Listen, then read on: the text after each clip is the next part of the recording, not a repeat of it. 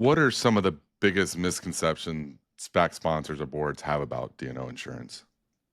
So I think one of the misconceptions is the idea that insurance never pays. It's an interesting misconception because if you've been through a claim situation, insurance often does pay, particularly if it's properly structured, properly written. It should pay pretty smoothly. Another misconception I think is about where the risk really lies in the life cycle of a SPAC and a de-SPAC. A lot of folks think that SPACs are risky, if you will.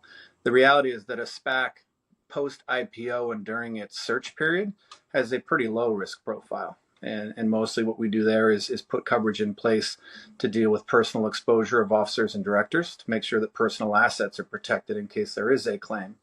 Where the real risk tends to lie is in the de-SPAC transaction itself. And post de-SPAC, that's where you see more of the litigation and the SEC enforcement action. So I think that's a second misconception. I think the third misconception is that the most important thing is price and deductible.